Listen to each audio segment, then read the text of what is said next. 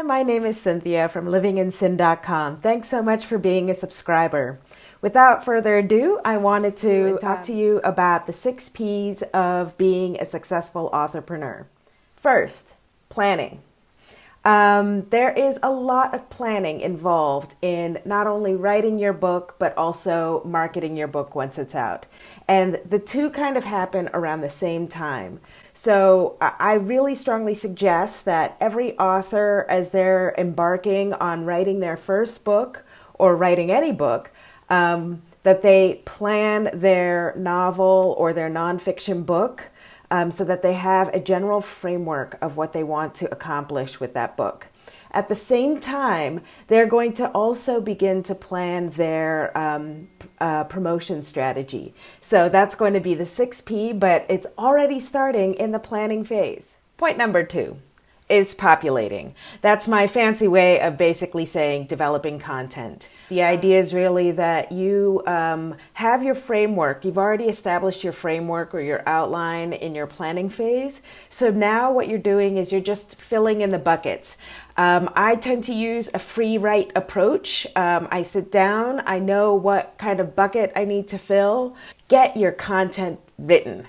This is where it should be a no holds barred situation, so feel free. And then the other part is you might start thinking of, as you're writing your story, you might start thinking of things that inspired you in the process, which can make it into your promotional materials, or something that you discovered while you were writing that could go into your promotional materials, so that people can get to know you, the author, and how you tick or how you do the work that you do. So, third point is positioning. It's also another fancy way for me to kind of talk about, now this is the structure and the development.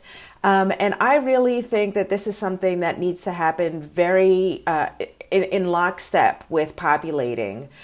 So depending on my writing mood, like some days it's more of a slog for me to just develop content than on other days. And so then I will sort of refer to my planning, refer to my outline to understand like what's the best position for this.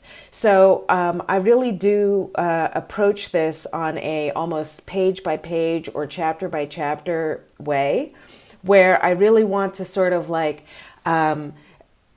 create a very clear view at the very beginning of each chapter of like, where are we? What's the mood of the scene? Every chapter, every scene is going to have its purpose. If it doesn't have a purpose, that also might be something that you realize as you start thinking about positioning your story, knowing, and in that process, you're going to know, who are the characters that are needed? Where does this scene need to take place? And make certain decisions. And you might find like, oh, actually, you know what? This scene could actually be blended together with a previous scene, or it's superfluous, or I really only like the scene mainly because of the dialogue or something, in which case you might need to make strategic decisions about whether you really need those 15 pages in your book to tell your story. Fourth item, polishing. I think people generally call this editing, and it is editing. I do think, though, that now you've planned your story, you've populated your story, you've been through the positioning where you're starting to see, like, does this chapter really need to be here? Maybe this chapter needs to be lifted. Maybe I'm already like showing my hand too early on in the story, and this chapter needs to be put in later in the story. As well, you might just want another set of eyes to look at the other part of editing that some people just call editing, which is proofreading. For proofreading, basically you want to make sure that things are consistent. When you free write, sometimes you might have a fabulous name for a dog in an earlier scene, and then 8 scenes later you couldn't remember it and you gave him a new fabulous name, or you might have turned a German Shepherd into a Labrador Retriever or something. And so you'll want to know those kinds of, you'll want another set of eyes just to make sure that those consistencies are there. It lasts the least amount of time, but it is also really important for you to feel confident that what you're going to do in the next step, which is the fifth step to being an authorpreneur, which is publishing. In publishing, I am leaning more and more towards the self-publishing route. I've been doing this for a very long time. I do a lot of ghostwriting, and I just like the sense of power that I have over the decisions in publishing my book. So self-publishing is kind of my thing. I would definitely, though, there are a lot of authors, and I fully understand and agree with their desires to maybe be represented by an agent, and also to have that sense of validation, to have a publishing house take on their work and say, like, yes, we will help you put this out to the world. And those authors, which I also fully understand, might also want to be relieved of the burden of promoting your work, because that is something that takes place and takes up quite a bit of time and energy through the publishing phase. And then the promotion just kind of continues on an ongoing basis. Which brings me to the sixth P of being a successful authorpreneur, or sixth step of being a successful authorpreneur, which is promoting.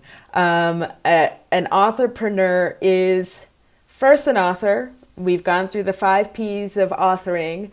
But the sixth one is promoting, and that's the preneur part. So, you know, if you really do want to make a business, being a writer, being an author, then you really have to think about this promotion marketing aspect of handling your work. So basically, those are the 6 P's of being a successful authorpreneur. You're welcome to check out other articles that I've written on my blog, livinginsyn.com. Or you're also welcome to pick up my book, The Aspiring Author's Guide to Write Your Marketing Strategy.